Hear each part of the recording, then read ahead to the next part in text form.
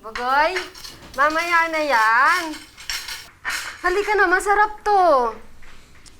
Lola, may exam po kami bukas. Kailangan ko po mag-review. Para po makapasa at magka-honor.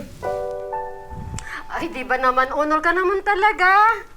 Lola, top 7 pa lang po yun. Kailangan ko po makapag-top 5 para pumuwi na po dito sila mama. At masabitan po ko ng medalya sa stage. Ay, nako. Ay, paano mo mapupuno yung utak mo kung wala naman laman ang tiyan mo?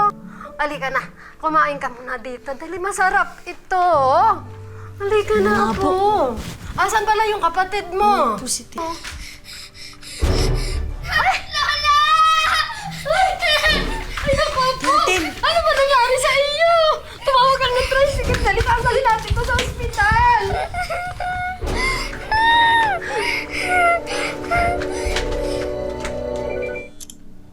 Ma!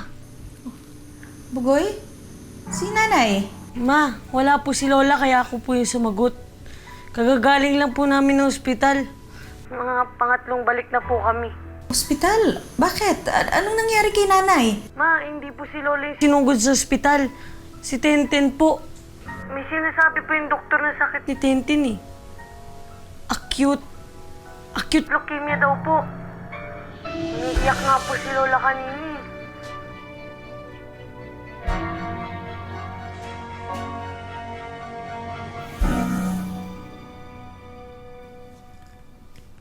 Ouch! It's hot! Oh my, I'm so sorry. I'm so sorry. I didn't mean to. Next time, be more careful. You're paid here to take good care of us and not to harm us in any way. Yes, I know. I'm so sorry. I was just preoccupied thinking about... Preoccupied? You don't bring your problems at work. You know what? Get out. Can you get out? Yeah. I'm so sorry. Get out!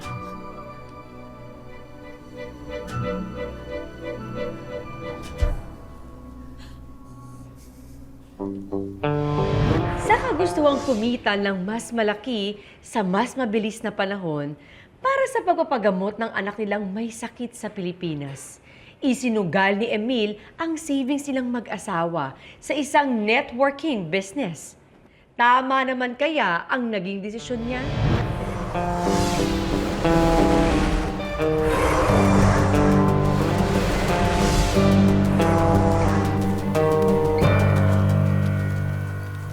Ma, kumain ka na ba?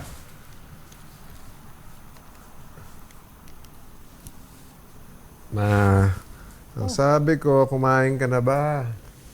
Ay, hindi pa eh. Inaasikaso ko lang to eh.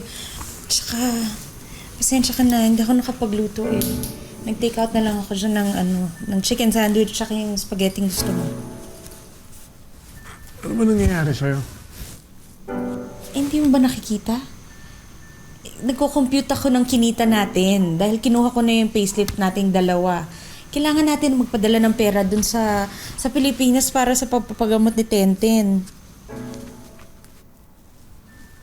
So, anong plano mo? Wala akong choice eh. Kumuha ko dun sa savings natin. Bakit di kasi tanggapin natin ang tulong na inaalok ni paring Danny? Easy money. Diba, ilang beses na natin pinag-usapan yon. Ang importante, ang mas importante ngayon, makapagpadala tayo ng pera sa Pilipinas.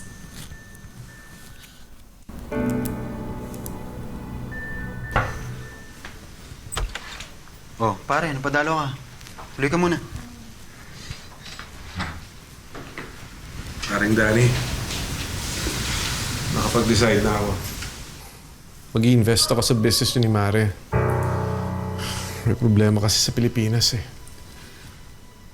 Maraming salamat sa pagsama sa ating istorya sa Tadhana. Nakaka-relate ka ba sa ating mga bida? Nako, i-comment mo na yan para sa iba't ibang kwento na punong-puno ng pag-asa at inspirasyon. Mag-subscribe na sa GMA Public Affairs at YouTube channel. I-click na rin ang bell button para lagi kang updated sa pinakabagong storya ng Tadhana.